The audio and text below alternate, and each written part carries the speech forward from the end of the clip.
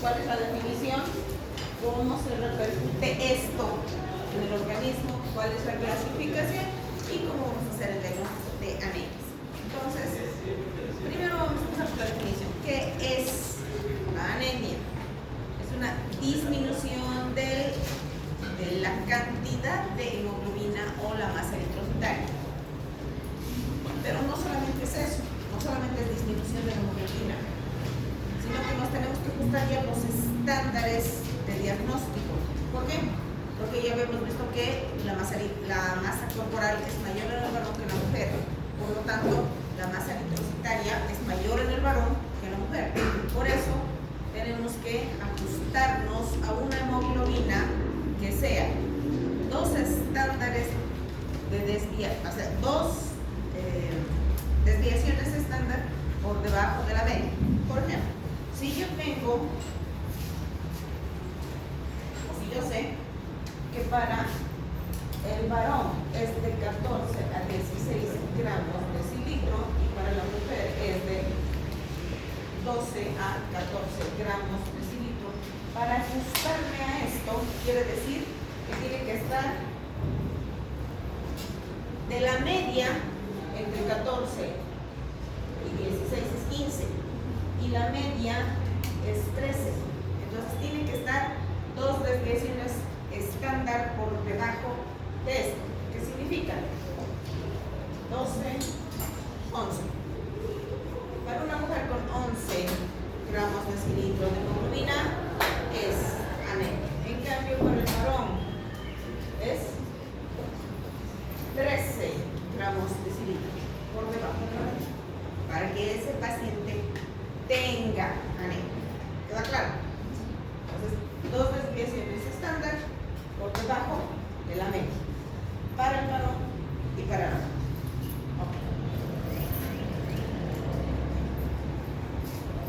Y obviamente yo tengo que tener en cuenta eso, el lugar donde vive el paciente. No es lo mismo una hemoglobina aquí, que estamos por encima de los 2500, a una que es a nivel del mar, o a una a nivel que está en un pueblito más de 4500 metros sobre el nivel del mar en Perú. Son diferentes parámetros. Entonces yo tengo que tener en cuenta dónde estoy, dónde vive mi paciente, para poder determinar su anemia. ¿Cuáles son las causas de la anemia? Hay tres grandes causas. Primero, una, y la más importante, disminución en la producción. Luego, aumento de la destrucción. Y tercero, pérdida. Esas son las grandes causas de anemia. Dentro de una disminución de la producción está el reemplazo del tejido óseo, de la médula ósea. Fíjense acá, este es un tejido normal, una médula ósea normal, y este es un tejido medular que está reemplazado por esto que es tejido graso, o puede ser tejido cicatrizado, o puede ser tejido neoplásico. Entonces, no hay nichos celulares, no hay formación de células. Dentro de las principales causas de una disminución en la producción de eritrocitos está la insuficiencia medular. Las causas sí las hemos dicho. ¿Preguntas? Si tienen dudas, me van a ir cortando. Tenemos la insuficiencia medular. Ya les había dicho que existe durante la hematopoiesis un proceso que se llama hematopoiesis ineficaz. Eso significa que una parte de las células han mutado por cualquier causa, radiación, medicamentos, neoplasias, lo que ustedes quieran, ha mutado y no se lleva a cabo la hematopoiesis. La mielotisis, en nuestro medio lo más frecuente es tuberculosis, cáncer, enfermedades del colágeno, la mielofibrosis, enfermedades crónicas, la insuficiencia renal crónica es la más frecuente, infecciones, principalmente las sepsis, la coagulación intravascular diseminada, como vamos a ver más adelante, las autoinmunes y las neoplásicas.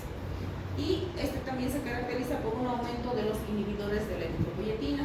Ahí tenemos al factor de necrosis tumoral y a la interleuquina. Les había dicho, durante la hematopoiesis, las interleuquinas forman una parte indispensable en la activación o la estimulación, pero en grandes cantidades, cuando se producen grandes cantidades, más bien la anula.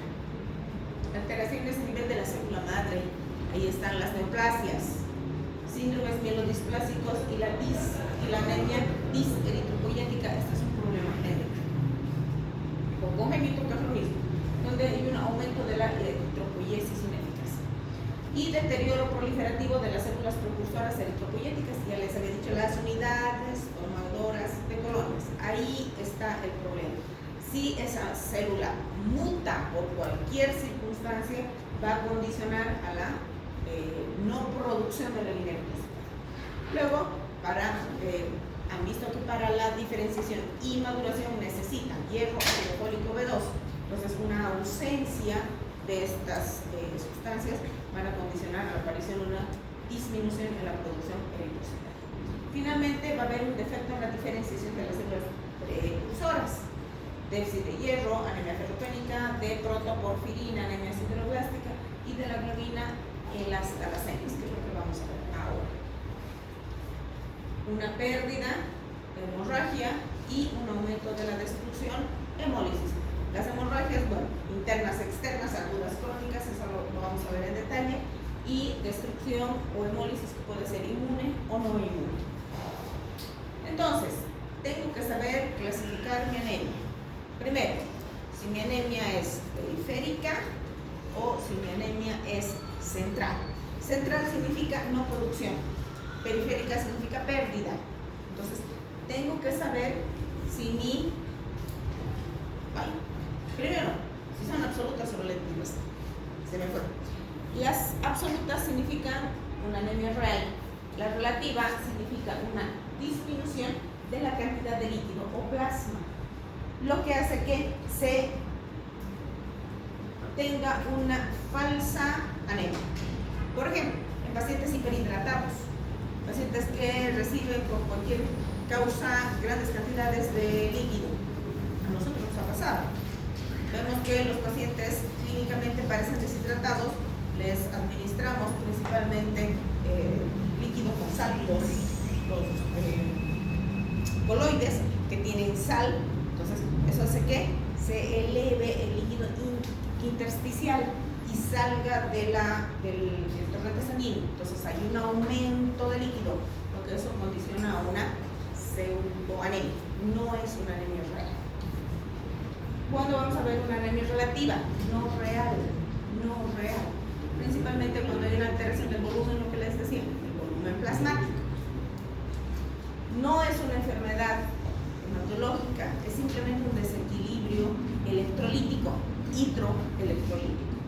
Hay una masa eritrocitaria normal con un volumen elevado. Vamos a ver eso principalmente en los adultos mayores. En los niños que no comen nada, en los pacientes alcohólicos y finalmente en el embarazo. Otras causas principales: embarazo, desnutrición, hiperhidratación, hipolipeminemia, alcoholismo, insuficiencia cardíaca. No se olviden que los cardíacos están con el líquido fuera de la circulación, están en el intestino, por eso su paciente está hinchado. Insuficiencia renal, la macroglobulinemia, que lo vamos a ver en detalle cuando veamos neoplasias, ancianos y la infancia. Entonces les decía, si yo ya sé que mi paciente tiene una disminución de la masa eritrocitaria, ¿esto dónde lo determino? ¿Cómo lo determino? Con el hemograma. ¿Qué voy a ver en mi hemograma? Disminución de mi hemoglobina. Entonces ya es una anemia verdadera. En la anemia relativa, mi hemoglobina es normal. Ojo, es una disminución de la masa globular real y la podemos clasificar de acuerdo a su morfología y la presencia de esto, que son los reticulocitos. ¿Qué son los reticulocitos? Células inmaduras. Entonces, ¿cómo puedo yo tener una alteración periférica cómo se puede ocasionar una anemia periférica? Primero tengo que ver que haya una tengo que ver que haya una ingesta adecuada de líquido. Mi paciente por lo general no toma líquido. El paciente deja de tomar líquido. ¿Y qué es lo que sucede? Retiene líquido. No orina, retiene líquido. Y ese líquido se va al intersticio. Hay que ver si mi problema no está a nivel intersticial, a nivel celular.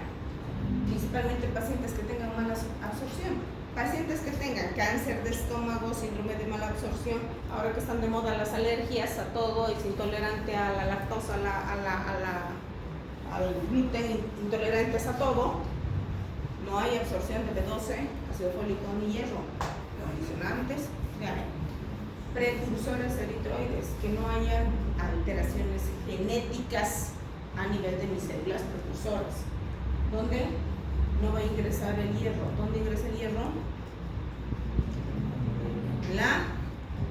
En el eritroblasto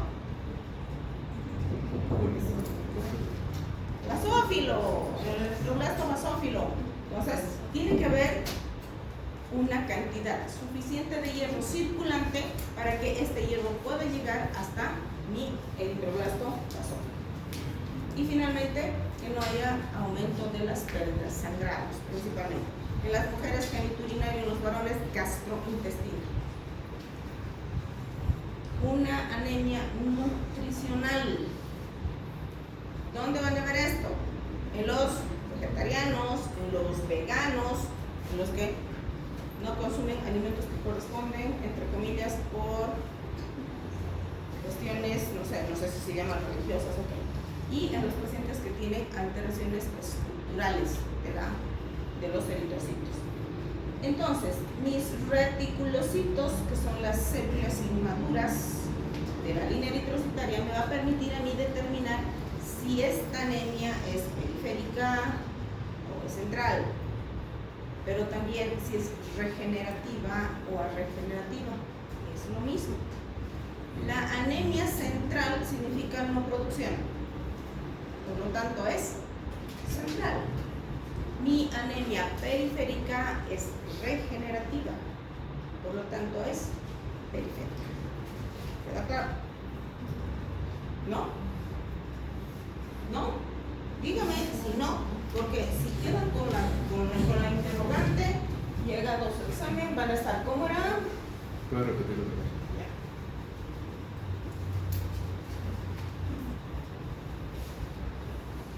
¿Qué representan los reticulocitos? Células inmaduras. Tengo un 2 a 3% a 5%, que es normal en sangre periférica. Entonces, si hay producción de línea roja, solo debo tener esto.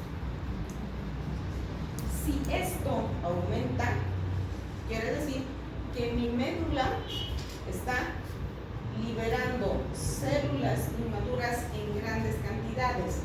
¿Por qué? Porque está queriendo reemplazar la carencia de mis eritrocitos maduros. Por eso me está liberando grandes cantidades de células inmaduras. Vayan a cumplir la función de los eritrocitos. Entonces, por deducción lógica, significa que si está liberando inmaduros, quiere decir que aquí se están perdiendo los maduros. Entonces, ¿dónde está mi anemia? Sangre periférica. Entonces, si hay gran producción de reticulocitos, ¿cómo está mi médula? Hiperactiva. Está hiperproduciendo. Por lo tanto, mis reticulocitos me van a determinar la función medular. Es mi función medular. Si funciona, hay grandes cantidades, ¿ok? Porque hay pérdida. Si hay pérdida, mi anemia es periférica, porque esto es sangre periférica. ¿Dónde o cuándo vamos a encontrar pérdida periférica? Hemorragia o hemólisis. Es una anemia periférica. Esto en grandes cantidades, ¿qué significa? Que mi médula es regenerativa. regenerativa, se regenera mi médula.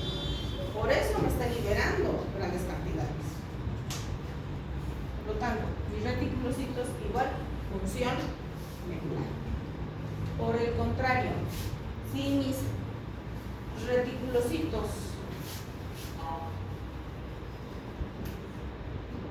están por debajo del 2%, significa que mi médula no produce células sanguíneas. Aquí pueden estar normales, pero si no hay reticulocitos, quiere decir que no está reemplazando lo que se está perdiendo, porque no solamente es pérdida por hemorromólisis, también cumplen su vida media, que son 120 días, y tienen que ser renovadas. Igual mi médula tiene que liberar, pero un número normal de reticulocitos. Si mi paciente no está sangrando, no está embolizando y no tengo la cantidad suficiente de reticulocitos, quiere decir que mi médula no funciona. Por lo tanto, mi anemia es central o regenerativa, pero no se está regenerando, no me está produciendo las células. ¿Queda claro?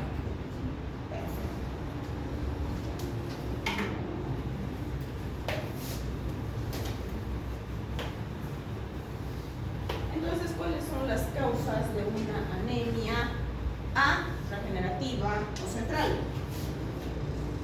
Lo que les decía, déficit B12, ácido fólico, hierro.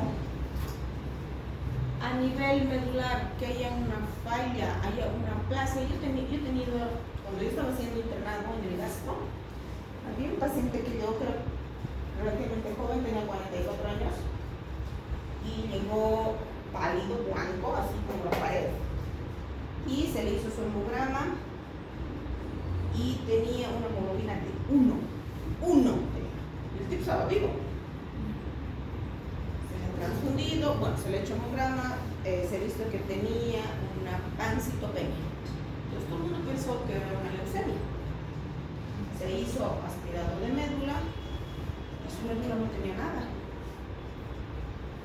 Se le hizo transfusión sanguínea de varias unidades, se le hizo transfusión de plaquetas y el paciente no respondía. Y nadie sabía por qué. Vino el hematólogo, le hizo la biopsia, no había una razón, una causa para que el paciente tenga pancitopenia, teniendo unos meses antes un laboratorio normal. Y casi se sacan las mechas los hematólogos analizando cuál era la causa. Y un día, que el paciente estaba mal, porque no recuperaba, la señora, la esposa, se sienta a hablar con la enfermera. Y la enfermera comenta de que en su casa había muchos bichos, muchos moscos. Y la señora le dice, yo fumigo mi casa cada 3 meses con Cotrin. Ha intoxicado su médula con Cotrin, ha envenenado esa médula con Cotrin. Por eso la señora le ha ocasionado la muerte a su marido. Entonces, tóxicos a nivel medular producen una hipoplasia o producen una aplasia. Infiltración, principalmente las neoplasias, todos los tumores sólidos o los mismos tumores líquidos. Y mis anemias regenerativas, que son periféricas, destrucción y pérdida, hemorragia y hemólisis. Estos señores tienen un gran valor en los diagnósticos. Los reticulocitos tienen un valor de 2 a 5%. Especifican qué tipo de anemia es y dónde está ubicada, me indican actividad de la eritropoiesis, los reticulocitos altos, anemia regenerativa periférica, y reticulocitos bajos, regenerativa o central. Por lo tanto, respuesta medular. ¿Cómo se hace el diagnóstico de una anemia? Desde que ustedes ven ingresar al paciente ya saben que tiene anemia. Por cómo camina, cómo está su postura, cómo les habla, qué cosas les dice. El paciente va a entrar así. Ya se llama eso. Adinamia. Su paciente entra con adinamia, le cuesta levantar los pies. Entonces, hace mucho lo que ustedes observan en su paciente desde que ingresa al consultorio o desde que ingresa a la emergencia. Si entra a la emergencia, por obvias razones, todavía está mal. Y ahí ustedes tienen que preguntar cuándo, cómo, dónde, qué cosas come, qué cosas no come, qué ha hecho los últimos 6 meses. Pues tienen que tener una análisis muy completa para que puedan sacar los datos necesarios para hacer un diagnóstico presunto. El examen físico, que es vital, que tienen que analizar desde la punta del cabello hasta la punta del dedo. Tienen que observar mucosas, cómo está la lengua, que la lengua no es chiste que el médico tiene que sacar la lengua, tienen que ver orofaringe, tienen que ver mucosas, si está, no está hidratado, si está ictérico, está pálido. Todas esas cosas les van a indicar al diagnóstico. Y obviamente es un laboratorio el que les va a dar el diagnóstico exacto. ¿Qué es lo que nosotros tenemos que pedir para hacer diagnóstico de anemia? No solo es el hemograma. Obviamente tenemos que pedir un hemograma completo. Tenemos que pedir reticulocitos. Pero yo les había dicho, los reticulocitos los podemos deducir. Si tenemos la hojita del Pulter, los reticulocitos se deducen por el ancho de distribución eritrocitaria, que en inglés es RWD. Entonces, si ustedes tienen la hojita del Pulter porque su paciente está en emergencia, lo primero que se van a fijar es aquí. Si está por encima del 14%, es reticulocitosis. Pero si está por debajo de 10%, es reticulocitopenia. Lo deducen. Pero para eso tienen que saber los valores. Entonces, tienen que tener en cuenta los retículos. Recuento de plaquetas, por obvias razones. Si ustedes tienen alteraciones en la línea blanca, en la línea roja y en la línea plaquetaria, todos bajos están con una citopenia. Algo le está pasando a esa médula. Pero si solamente sus rojos están bajos, entonces esa médula está funcionando bien. El problema es en la periferia. Entonces, dense cuenta, ustedes deducen en un laboratorio, en un hemograma, qué es lo que sucede con ese paciente. Tienen que pedir velocidad de eritrosedimentación toda la vida, porque la velocidad de eritrosedimentación es un reactante en fase aguda. Eso les va a decir cuándo, o sea,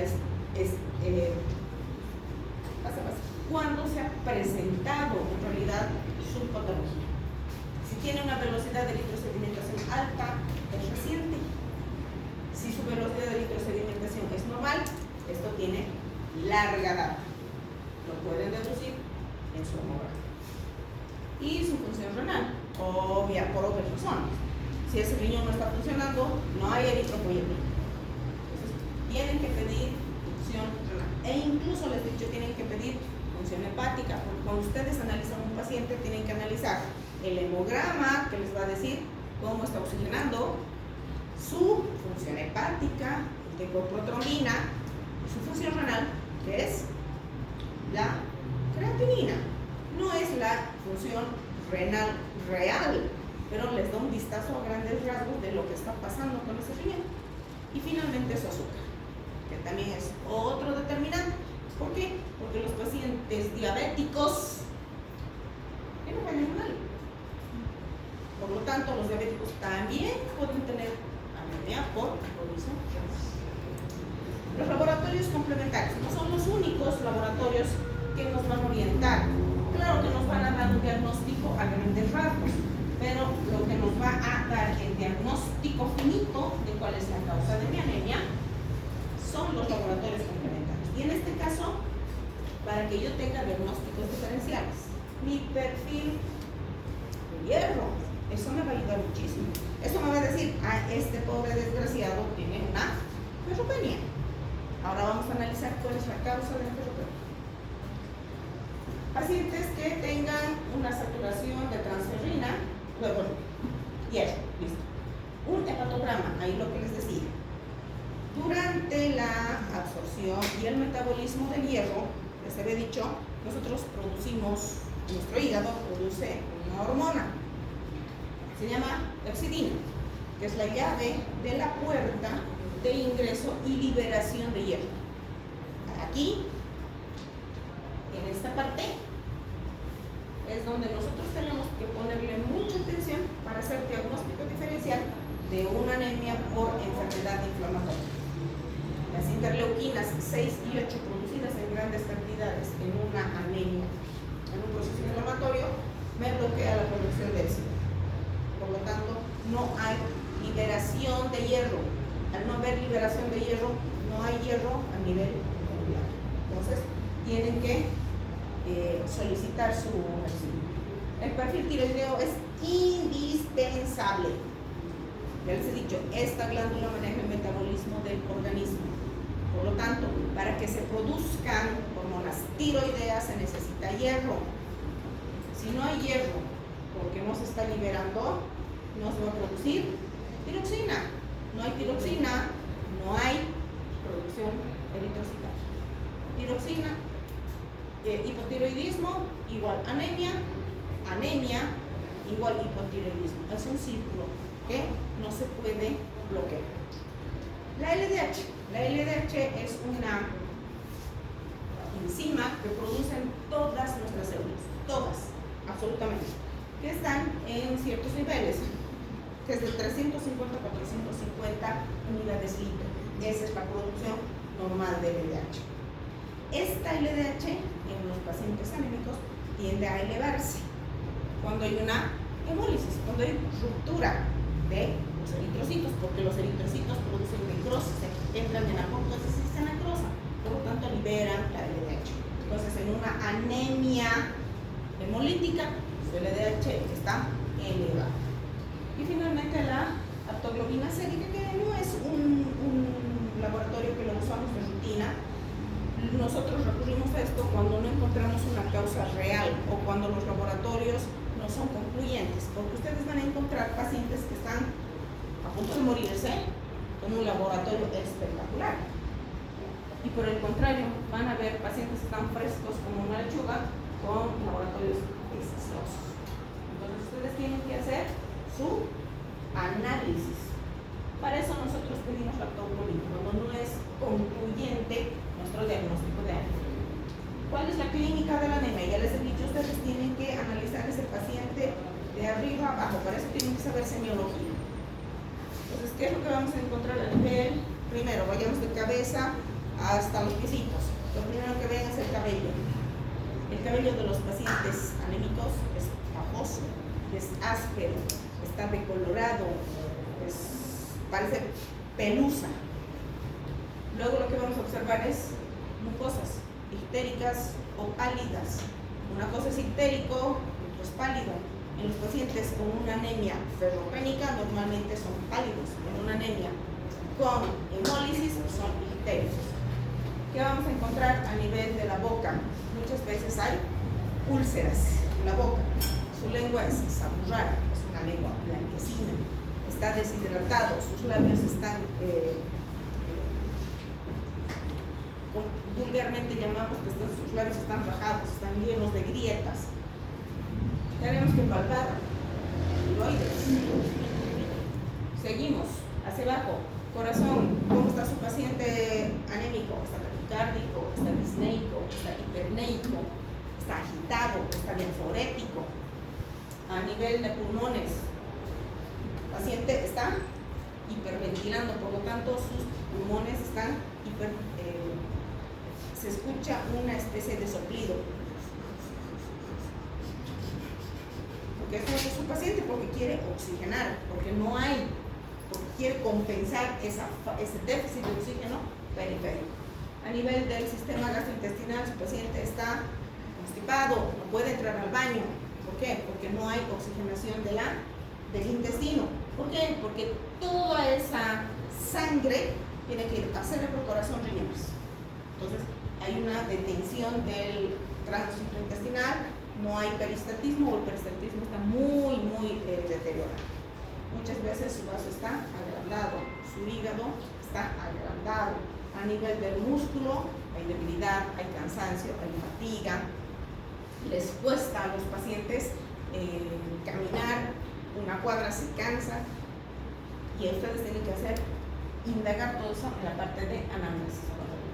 En la piel, palidez, frialdad, hay disminución del llenado capilar, bueno, todas esas cosas ustedes la analizan cuando le están haciendo el examen clínico básico.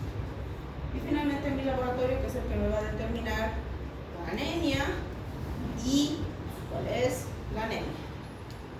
Entonces acá les he traído los productos comparativos de acuerdo a la edad y de acuerdo al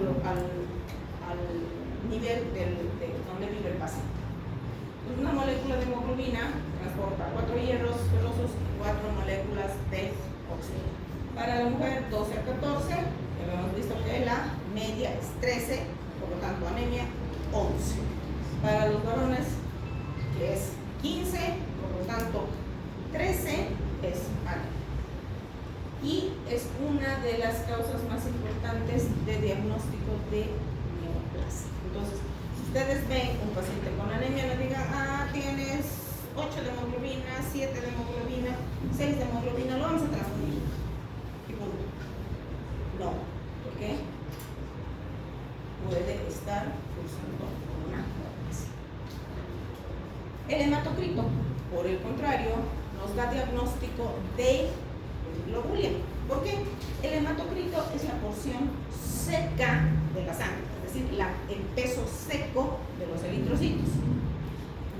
Obviamente, en una anemia mi hematocrito va a estar bajo, pero en una poliglobulia mi hemoglobina puede estar normal, pero mi hematocrito está alto. Entonces, lo que me hace diagnóstico de poliglobulia es el hematocrito. Y la poliglobulia secundaria a tumores renales o a enfermedad pulmonar. Vamos a ver en detalle cómo se produce eso. Entonces, vamos a ver el ancho de distribución eritrocitaria. Lo que les decía, el ancho de distribución eritrocitaria es esa relación tamaños de los eritrocitos en el sangre periférica. Estos son más grandecitos porque son ¿qué? Reticulocitos, que están en proceso de maduración. Los reticulocitos son más grandes que los eritrocitos maduros, entonces van perdiendo tamaño, pero tiene que haber una relación equitativa que va de 10 a 14%. Entonces, si este ancho de distribución eritrocitaria aumenta, entonces ahí se ve una discrepancia de los tamaños. A eso se llama anisocitosis.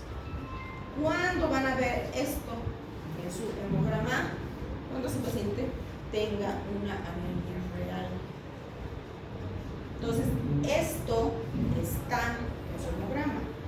Cuando está presente este ancho de distribución eritrocitaria bastante elevado, por encima de lo normal, está reportado en su hemograma en la parte de observaciones.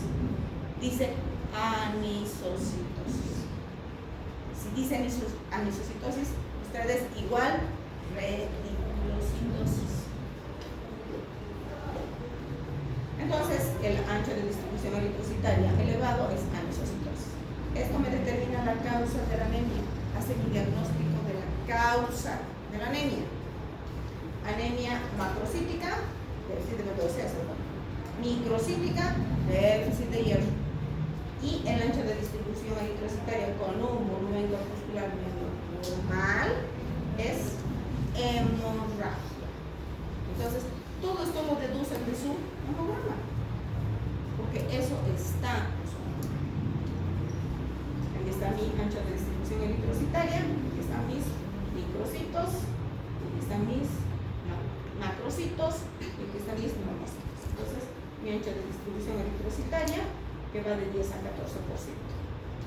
Obviamente yo tengo que considerar el volumen corpuscular medio y la hemoglobina corpuscular media en mi razonamiento para determinar el tipo de hemoglobina. Entonces, cuando yo estoy frente a una disminución de la hemoglobina para una mujer, tengo que buscar mi volumen corpuscular medio. Es lo primero que tengo que buscar. Ese me va a decir el tamaño de mi eritrocito. Y mi hemoglobina corpuscular media me va a decir el color de mi eritrocito. Si yo tengo una microcitosis, tengo 5 patologías que tengo que tenerlas en medio. La primera, la ferropenia, la más frecuente en nuestro medio. La segunda, enfermedad inflamatoria crónica, en fase crónica. La tercera, la talasemia. La cuarta, anemia sideroblástica. Y la quinta, intoxicación por plomo. Antes era muy frecuente, sobre todo hasta hace unos 15 años atrás, en la que todo lo que nos rodeaba era plomo. La pintura, muchos materiales de construcción tenían plomo. Ahora se ha restringido, hay menos plomo, sigue habiendo restos, pero sigue habiendo.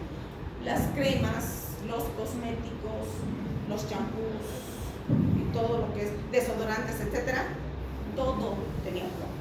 Ahora se ha reducido, pero sigue habiendo.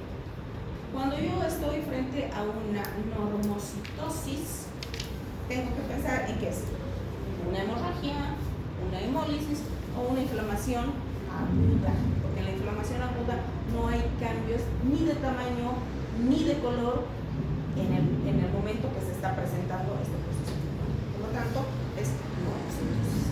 Y cuando hay una macrocitosis, ahí tengo que ver que hacer una diferenciación de lo que es una macrocitosis pura, no megaloblástica, de la megaloblástica.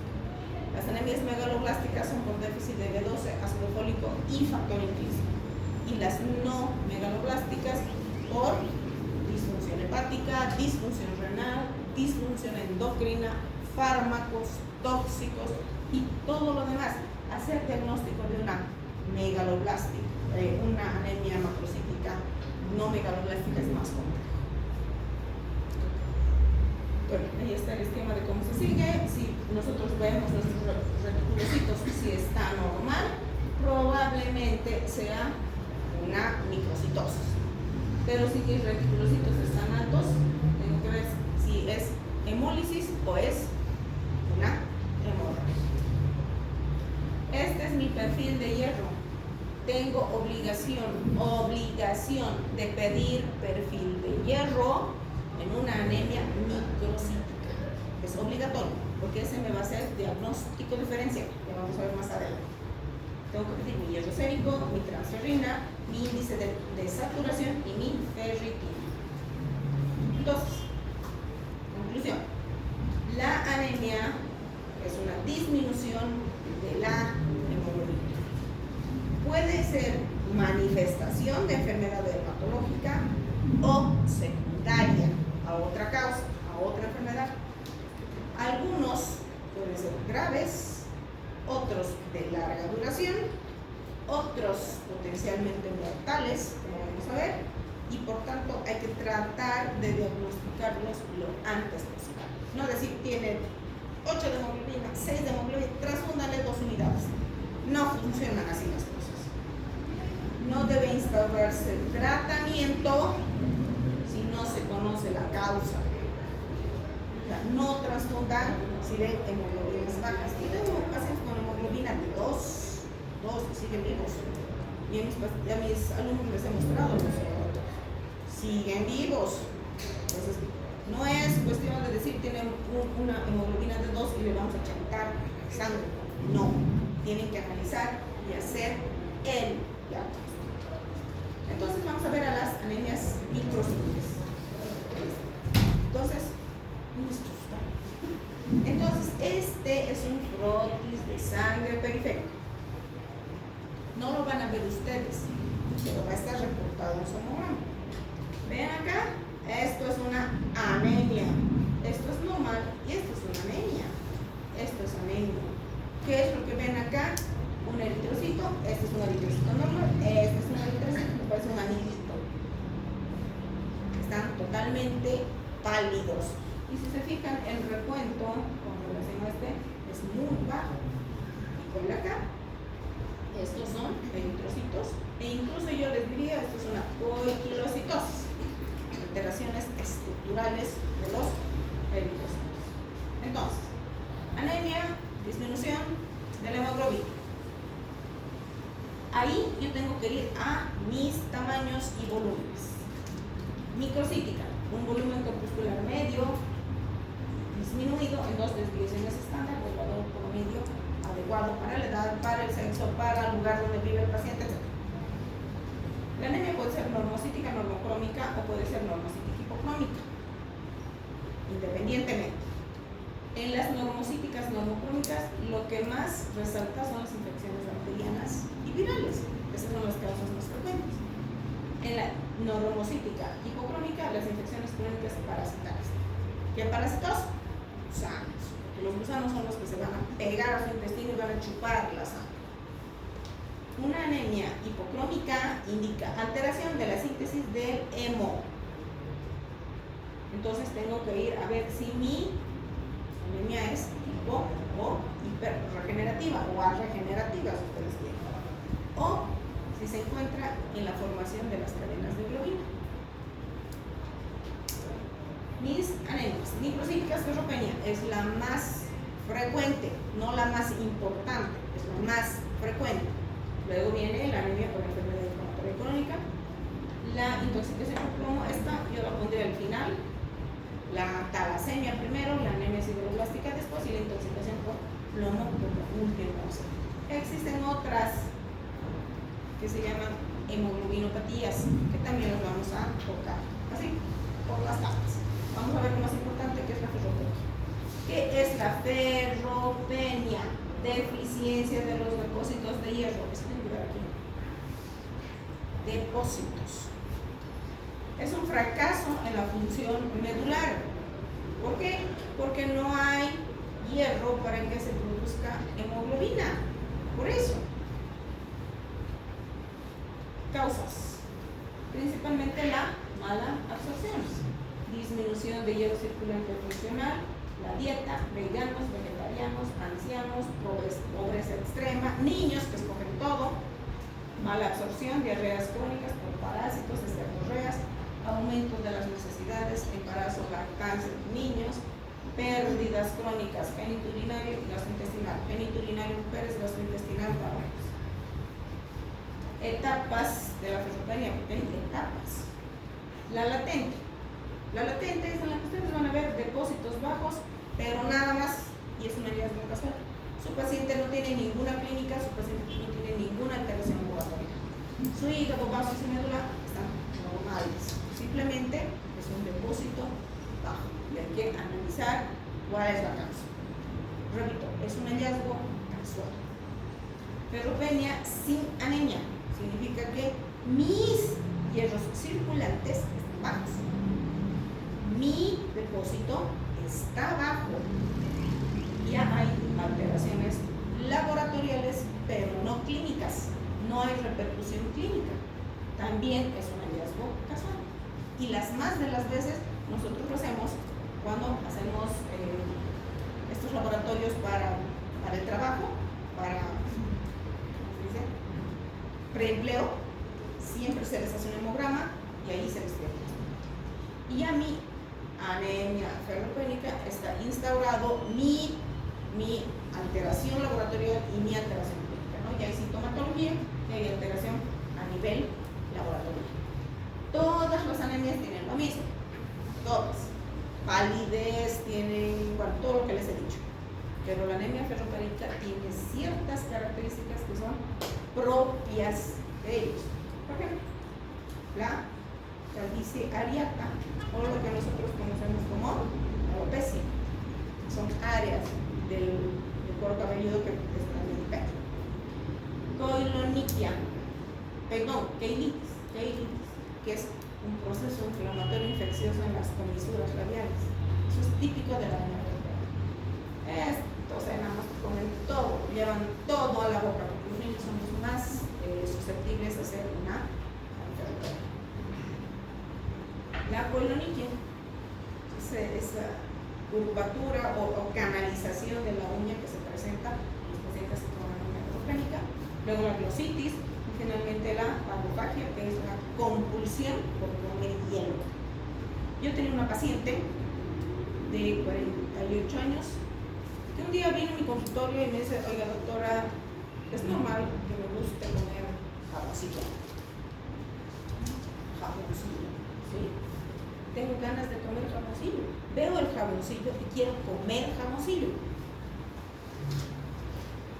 Para raíz. Porque una persona que no tenga una alteración psíquica, una alteración psiquiátrica, jamoncillo. Ser laboratorio, anemia ferropénica grandísima. Entonces tiene que llamarles la atención esas cosas. Este es un frotis normal y este es un frotis con anemia. Ahí está. ¿Qué es lo que yo voy a hacer para mi diagnóstico de anemia ferropénica? Volumen corpuscular medio. Lo primero que tengo que aplicar. Si es monocítico, microcítico, macrocítico. Microcítico, perfecto. Anemia ferropénica, lo primero que tengo que hacer. Ancho de distribución eritrocitaria. Abundantes reticulocitos. Está tratando de compensar mi médula lo que está carente en la periferia. Elevada. Mi ferritina. Mi ferritina está elevada. ¿Qué es la ferritina? Mi transporte es la ferritina. Eso vamos a ver. La ferritina, estoy hablando de sonceras. La transferrina, la ferritina es mi depósito. Esta es mi ferritina. Si estoy con una anemia ferropénica, quiere decir que mis depósitos están bajos. Al no haber depósitos, por obvias razones, en la circulación no tengo hierro. Pero tengo una proteína que se llama transferrina, que es la que me va a transportar el hierro para toda. Mi transferrina es como un carrito, un carrito que tiene 4 ruedas. Cada una de estas ruedas significa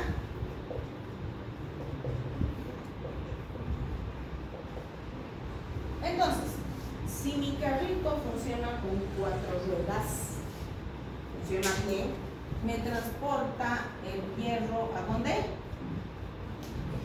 El gloss. Pero si le falta una patita a mi carrito, una llantita, no funciona bien. Entonces, para que este carrito funcione bien, tienen que estar sus 4 ruedas correctamente saturadas. Saturación. Tienen que estar saturadas. Si no, mi carrito va a coger. Si mi carrito cojea, no hay llegada hasta médula. Entonces, en una anemia ferropénica, mis depósitos bajos, mi transferrina está alta. ¿Por qué? Porque ya no tengo un carrito, tengo otro carrito que solo tiene 2, tengo otro carrito que solo tiene 1. Entonces mi saturación está baja, por lo tanto no libera hierro, se queda con el hierro. Mi transferrina alta, mi ferritina baja. ¿Queda claro? Por lo tanto, mis niveles de hierro circulantes están bajos.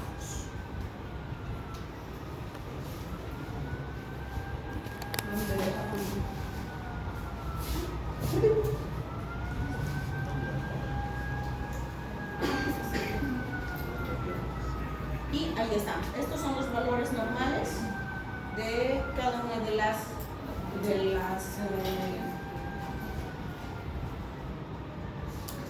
¿qué es esto? De los parámetros de hierro que tengo que tomar en cuenta. Mi hierro sérico de 12 a 15, mi sideremia, es decir, mi sideremia que es el hierro sérico, entre 50 y 150.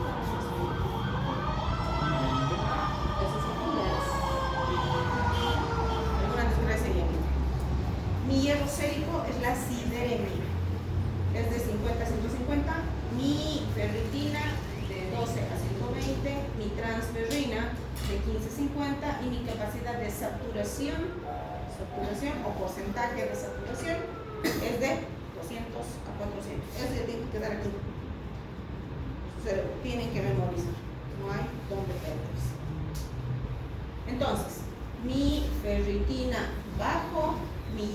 sérico bajo, mi capacidad de fijación, que es mi porcentaje de saturación, está elevado, porque retiene, ellos se quedan con el hierro y no lo llevan a médula. Y en mi médula ósea lo que voy a buscar es mi saturación de hierro medular, que va a estar elevado. Mi hierro medular ausente y mi hierro medular va a estar ausente y mi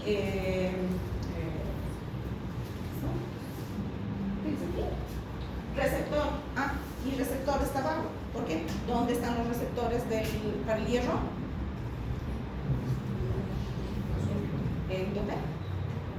¿Dónde está el receptor para hierro? En la médula. En el basófilo. Ahí es donde tengo que buscar mi hierro, en el basófilo. Porque si no hay ese receptor, no hay captación de hierro. Puede estar el hierro normal circulante, puede haber hierro normal en médula, pero si esa célula no tiene los receptores para la captación, no hay hemoglobinización. Si yo he descartado todas las causas, come bien, este paciente no tiene ningún problema de aumento del metabolismo, tengo que analizar la absorción gastrointestinal.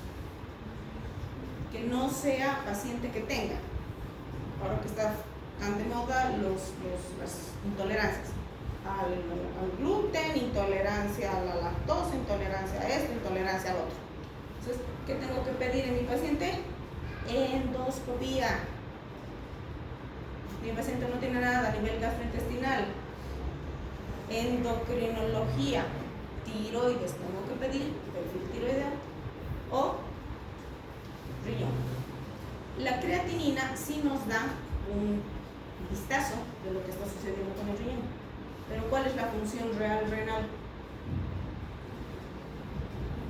¿Qué laboratorio les da la función renal real?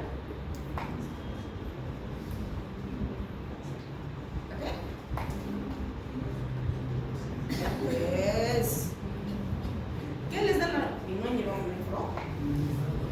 ¿Y qué parámetro laboratorial tienen que pedir ustedes para ver la función renal real? No es la creatinina. La creatinina es producto del metabolismo de las proteínas, pero el riñón vuelve a reabsorber una fracción de creatinina. Entonces no les da la función renal real. ¿Cuál es la función renal real? El aclaramiento de la creatinina, aclaren la creatinina. Esa es la función renal real, que es equivalente a la tasa de filtración glomerular. Esa es. Bueno, ¿cuál es el tratamiento? Si yo he hecho mi diagnóstico de una anemia ferropénica, hierro oral o parenteral. El hierro oral viene como sales ferrosas, sulfato, succinato y fumarato. De aquí el más común es el sulfato, pero es el más desgraciado porque tiene los peores efectos colaterales, pero es el más barato. Menos problemas gastrointestinales ocasiona el succinato. Y el fumarato es el que mejor se tolera, pero también es el más caro. Este cuesta 50 centavos, este cuesta 10 bolivianos. Esa es la relación. ¿Cómo se administra? Viene en tabletas de 250, vienen tabletas de 350, vienen tabletas de 150. Todas tienen solo 60 miligramos de hierro alimentario. Todas. ¿Cómo se presenten? Todas.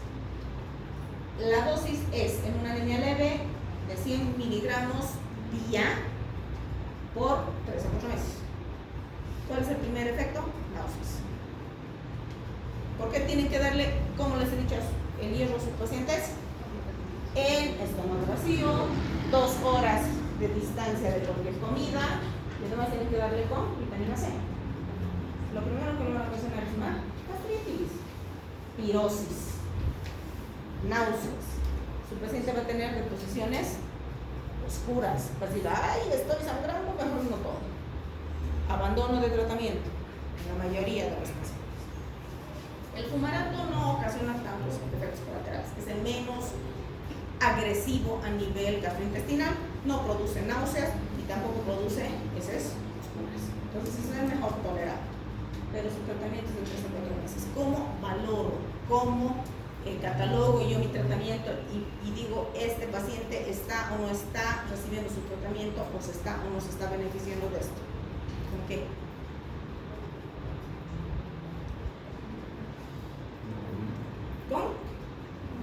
Con un nuevo hemograma. ¿A qué tiempo le voy a pedir un hemograma?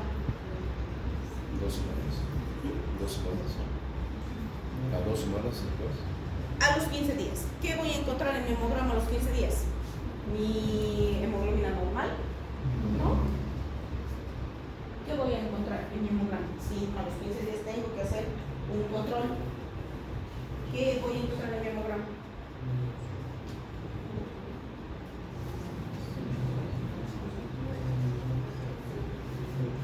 ¿Qué voy a encontrar en mi hemograma a las 2 semanas de haber iniciado el tratamiento? ¿O qué espero yo encontrar en mi hemograma? Si yo he empezado con una hemoglobina de 10, ¿qué espero encontrar?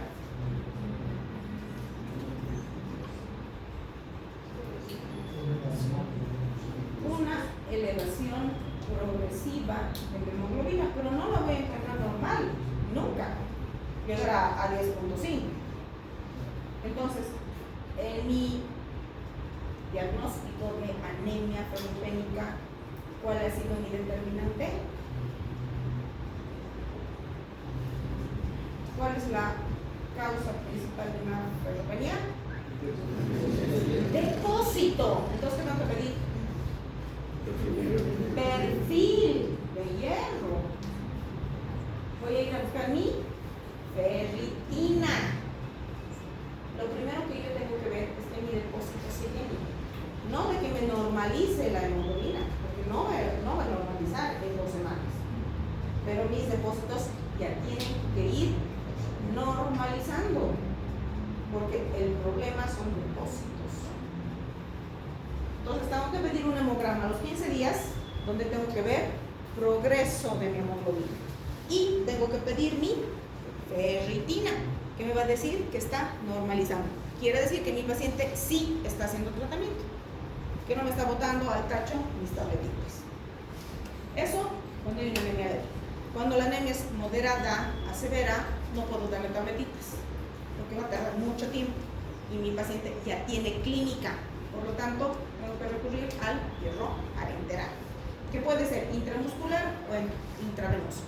El intramuscular ya no se utiliza porque ha generado muchos efectos. Primero, es muy doloroso a nivel de la aplicación, muy doloroso, y se han generado hematomas e incluso abscesos en el lugar donde está aplicado el hierro. Pero de este hierro a comparación de este otro, pues obviamente mucho más efectivo, ¿no? Porque el hierro elemental, que son 100 gramos a diferencia de los 60 gramos por vía oral, solamente se administra 3 veces por semana hasta completar depósitos. Pero ya no se lo utiliza porque, a ver, háganse pinchar 3 veces a la semana y con un hierro que es intensamente doloroso, todos van a decir al diablo, denme mis tabletitas. Además, que este, en comparación a este, cuesta 80 bolivianos la tableta. Este es el que nosotros utilizamos más, el endovenoso, que viene como hierro sacarato o el hierro polialdosa. El mejor es este. Una maravilla.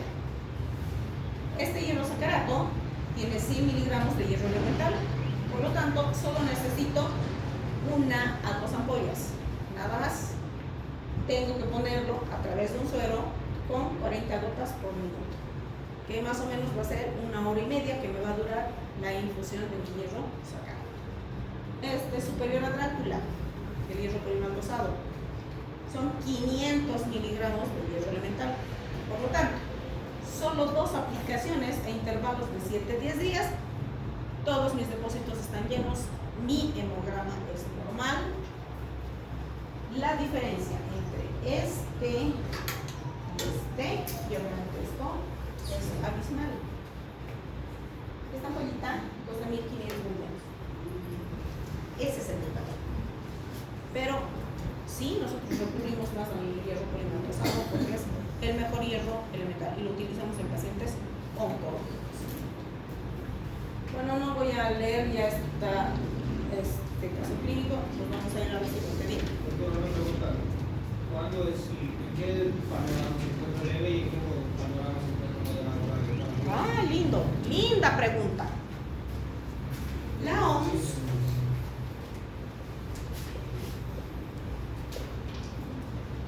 Organización Mundial de la Salud cataloga a las anemias de acuerdo a su lugar de presentación, a su laboratorio, que es lo que nosotros analizamos, que es su morfología, de acuerdo a su sitio de instalación periférica, central, pero la OMS dice una anemia leve, agarrando un laboratorio, está catalogada entre la media, dos deviaciones estándar por debajo de la media. Entonces, para una mujer es de 11. Entonces, 10 a 12 gramos por decilitro es una anemia leve. Moderada es de 9 a 7 gramos por decilitro y severa es debajo de 7 gramos por decilitro. Y con compromiso vital está por debajo de 5 gramos por decilitro. Eso dice la OMS. Yo tengo pacientes con 2 hemoglobina, 2. Pero nosotros nos tenemos que regir a lo que dicen los grandes, los altos mandos militares, en este caso, que es de la salud, la Organización Mundial de la Salud. Esto es lo que nosotros manejamos. Y esto manejamos para las transfusiones sanguíneas. Entonces, nos vamos a regir a estas.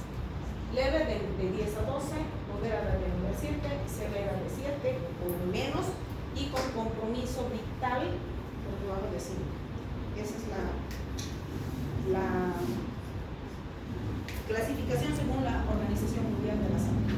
E incluso era 7, hasta hace unos 3 años atrás, era 7 obligatorio para poder transfundir sangre. Ahora es 6. Entonces, los parámetros cambian de acuerdo a sus reuniones, a los que ellos vean por conveniencia. Bueno. Esto más lo vamos a ver nosotros en las anemias hemorrágicas. Ahí es donde vamos a ver en detalle todo esto.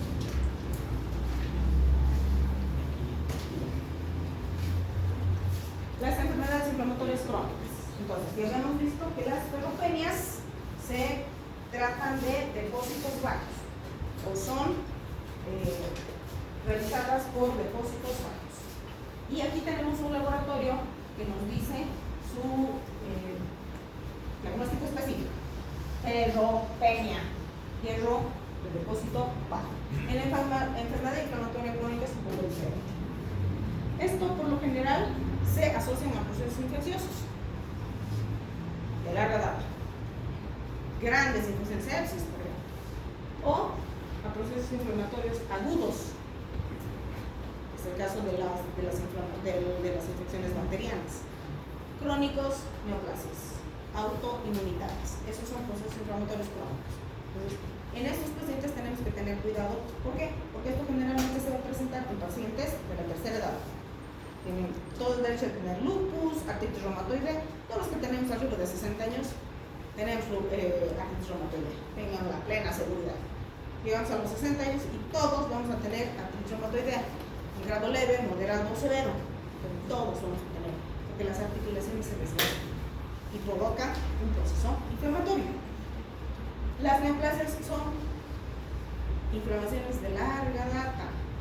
Comienza una neoplasia y hasta que se haga clínica han pasado años de la data. Hay daño tisular extenso, grandes quemados, fracturas múltiples. El solo hecho de agarrar y ¡ting! Golpearte tu dedo, porque te cerraste el dedo con la puerta, listo. Ese es un proceso inflamatorio. ¿Qué va a hacer qué? Comienzan a producirse citocinas en grandes cantidades. ¿Y qué pasa con las citocinas?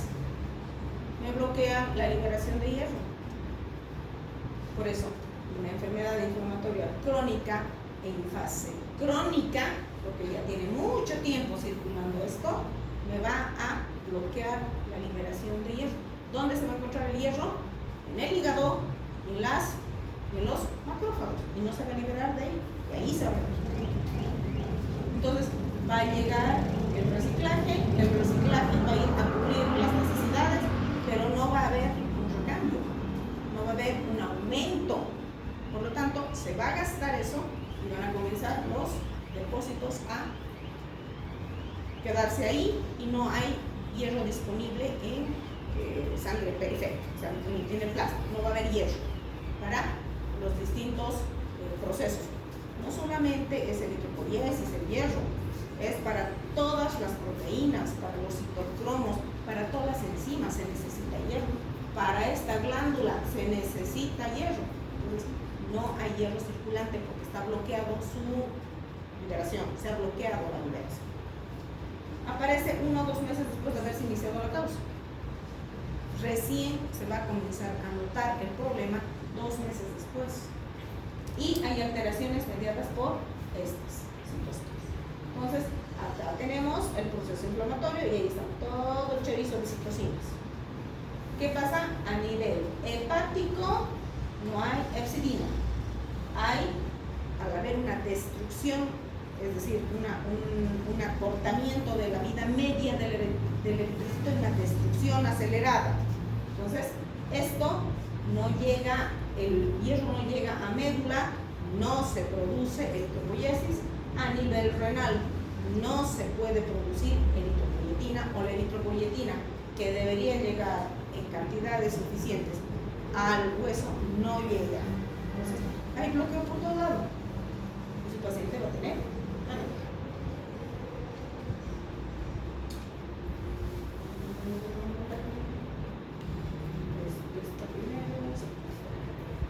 ¿Cuáles son las causas? Disminución de la vida media del reumatismo. O sea, disminuye, se acorta la vida media del eritrocito.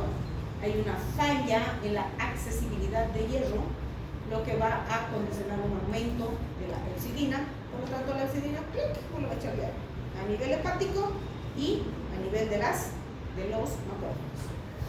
Una disminución en la absorción, una dificultad en la liberación de los depósitos.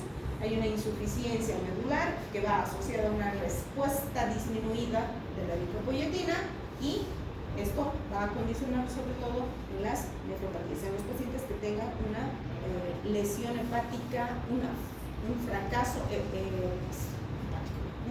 renal agudo. No se olviden que el riñón es clave en este negocio. El riñón dice no hay oxígeno, quiere decir que mi hemoglobina está baja. Entonces dice, necesito producir eritropoyetina. Produce eritropoyetina. La eritropoyetina tiene que ir al hueso, pero en el hueso no hay hierro. Entonces, sigue llegando una disminución de oxigenación al riñón. El riñón dice, necesito. Entonces es un círculo que no se rompe. Por lo tanto, no hay producción a nivel medular. Laboratorios: anemia normocítica normocrónica, volumen corpuscular medio bajo, hemoglobina corpuscular media baja. Mi ancho de distribución eritrocitaria generalmente es normal, porque no hay problema de pérdida, no hay problema de reposición. Por lo tanto, mis reticulocitos están produciéndose en cantidad normal. Puede estar un poquito elevado, pero por lo general está normal. Mis reticulocitos alguna vez están bajos. Entonces, no es una regla en el proceso inflamatorio crónico, a diferencia de lo que sucede en las hemorragias o en las hemólisis, por ejemplo. Mi velocidad de sedimentación globular y mi PCR están elevados por obvias razones. Entonces, en mi hemograma yo puedo decir, esta anemia microcítica hipocrómica, miren, está haciendo un nudo, microcítica hipocrómica tiene relación con un proceso inflamatorio. ¿Por qué? Porque mis leucocitos están altos, mis neutrófilos están altos, pido PCR elevado, confirmo que mi anemia microcítica hipocrómica es de origen inflamatorio. En la ferropenia no hay leucocitosis, no hay neutrofilia, pero en proceso inflamatorio sí. Diagnóstico, diferencia. Ahora, ¿tengo que pedir mi perfil de hierro? Claro que sí, tengo que pedir mi perfil de hierro. ¿Qué es lo que tengo que pedir en un perfil de hierro? La ferritina, porque es el depósito. ¿Y cómo va a estar mi ferritina aquí? Normal. Diagnóstico diferencial. Entonces, todas esas cosas tienen que estar en su cabeza. Eso se llama deducción. ¿Cuál es el tratamiento? Traten la enfermedad de base. Si ese paciente tiene artritis reumatoidea, pues den antiinflamatorio. Si ese paciente tiene cáncer, que comience su tratamiento. Si ese paciente tiene una enfermedad autoinmune, que comience su tratamiento. Va a comenzar con corticoide. Entonces hay que tratar la causa. No administrar hierro. No tiene necesidad porque su ferritina es normal. Por eso tienen que pedir ferritina. Su ferritina es normal, entonces no hay. Salvo que ustedes pidan ferritina y sus depósitos están bajos. Ahí sí le pueden dar hierrito. Transfusión. Salvo que sea un cáncer, no necesita transfusión.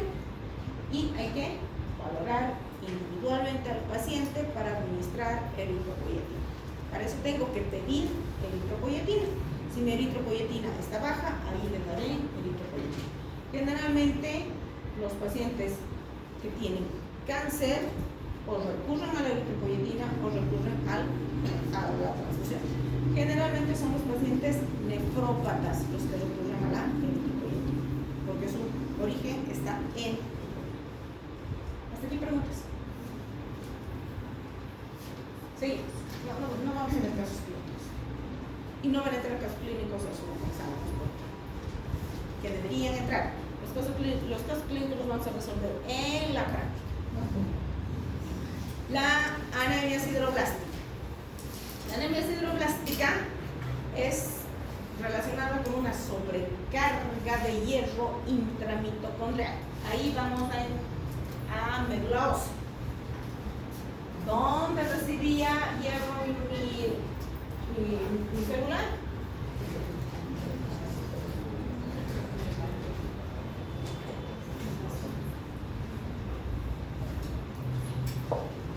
En el basófilo, en el eritroblasto basófilo. Ahí ingresa a través de mi transferrina mi hierro. Este se va a diferenciar a policromatófilo. Entonces, mi policromatófilo, mitocondrias, donde va a ingresar este hierro a la mitocondria y va a comenzar la hemoglobinización. En la anemia sideroblástica, esta es mi mitocondria, y dentro de mi mitocondria hay una reacción química, que es la unión de dos glicinas más dos succinil coenzima A, coenzima A, que a través de una enzima que se llama ala-sintetasa va a formar el ácido gamma-aminolevulánico. Hasta aquí todos estamos bien. Este no se forma sino en esto. Ese es el problema aquí. No hay esta enzima. Por lo tanto, este hierro que debería formar hemoglobina se precipita y lo hace aquí en el basófilo, aquí en el policromatófilo, en el eritroblasto policromatófilo. Entonces, sobrecarga de hierro intramitocondrial, pues no la utiliza, no la procesa, no incorpora al grupo hemo, por lo tanto no hay una formación de hemoglobina. Igual hemoglobinopatía. El hierro se dispone perinuclear en forma de anillo, formando el anillo sideroblástico, que lo vamos a ver. hay una eritropoyesis ineficaz. El problema es la mutación de esa enzima. Generalmente es genético.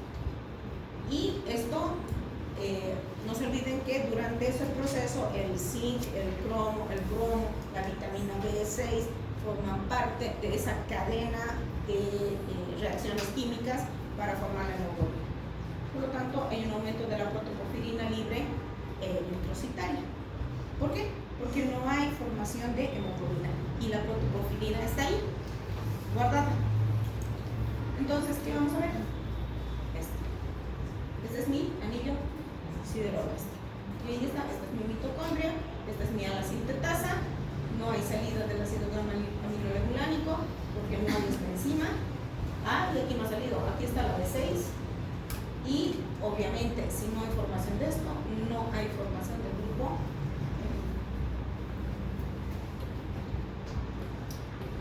Hay una inhibición en la captación de hierro a nivel del eritroblasto, hay una sobrecarga tisular, formación del anillo eritroblástico, una eritropoyesis ineficaz, aumenta la absorción de hierro intestinal y termina con una hemocromatosis. Puede ser hereditario, adquirido o idiopático o reversible. Las más de las veces es de tipo reversible. Las más de las veces es de tipo alcohólico. Algunos fármacos, principalmente los antituberculosos, y déficit de otras sustancias, en este caso el cobre, el zinc, esos pueden condicionar a la aparición de esto. Muy rara vez es esto. Y ahí están los pacientes, así como ven, café. Y ustedes lo ven y dicen, ay, este pobre desgraciado debe tener una hemocromatosis. Hemocromatosis igual una alteración genética, anemia sideroblástica. Síndrome anémico, moderado grave, depósito de hierro en tejidos y hemosiderosis y hepatoesplenomegalia. Esto es lo más característico, ¿no? ¿Cómo vamos a encontrar su laboratorio? Sus reticulocitos aumentados, su hemoglobina disminuida, su ancho de distribución aumentado, su hierro sérico aumentado, su capacidad de fijación puede estar normal, pero generalmente está disminuido, su saturación aumentada, su ferritina aumentada, su hierro medular aumentado. A diferencia de la anemia ferropénica, que todo está bajo, aquí todo está aumentado. Diagnóstico, diferencia. Lo más característico, cuerpos de Pappenheimer y los anillos sideroblásticos. Ahí están mis cuerpos de Pappenheimer y mi anillo sideroblástico. ¿Dónde va a estar esto? En mi frotis de sangre periférico. Ahí abajo donde dice observaciones. Ahí les van a decir, hay esto y hay esto. Pero tienen que saber qué significa. Entonces lo van a ver ahí, ¿qué será esto? Le daremos hierrito. Terminan de fulminar activo, porque tiene su recarga de hierro. Tratamiento paliativo, porque es una alteración genética. Y pueden darle B12, pueden darle ácido fólico. Sí va a tener una mejora parcial, no van a mejorar su estado. Más bien, como tiene sobrecarga de hierro, a este paciente hay que quelarlo, hay que darle otro tipo de tratamientos. No es manejo para médico general, es manejo al hematólogo. Entonces, ustedes hacen diagnóstico y chao paciente. Anemia sideroblástica hereditaria, la piridoxina, que es la B6, 50 a 200 miligramos. En la anemia sideroblástica idiopática generalmente es refractaria a todos los tipos de tratamiento. Y en la anemia sideroblástica secundaria de fármacos se libera al paciente de lo que está recibiendo. Generalmente esto nosotros vemos en pacientes tuberculosos. Tienen 2-3 líneas de tratamiento resistentes a los tratamientos. En ellos tenemos esto. Vamos a ver la intoxicación por plomo, llamada también saturnismo. Esto es típico. Ustedes ven al paciente y le dicen, esto es una intoxicación. Es un tóxico ambiental que es por exposición. Esto generalmente se presenta en aquellos que viven en las minas, sobre todo en los niños. Hay un efecto deleterio a través de la unión de las enzimas que están sintetizando el hemo, en este caso la ferroquelatasa. No se olviden que la ferroquelatasa es la que va a unir la protoporfirina al hierro. Esa enzima la va a unir. Entonces aquí hay una alteración de la ferroquelatasa, una enzima que tienen que saber que existe. y lo que va a producir es una disminución del desarrollo principalmente en cerebral. Hay un acúmulo de protoporfirina eritrocitaria. Por eso tienen que saber que el punteado basófilo, en este caso, es diferente al de la anemia sideroblástica, que es el anillo sideroblástico. Son dos cosas diferentes. El punteado basófilo intraeritrocitario se debe a la degradación del ARN ribosómico y la vida media del eritrocito se acorta. Entonces, cuando tiene. Aquí está. Bueno, aquí era. No sé por qué no se me ha salido así. Aquí era. Entonces, esto es lo más característico. ¿Esto dónde van a encontrar? Frotis de sangre periférica. Mi frotis de sangre periférica es importante. Y esto es lo típico de ese paciente intoxicado. ¿Cómo lo van a ver? Así, azul, puntitos azules. Va a tener esto que ven acá, son los depósitos de plomo en las epífisis de los huesos.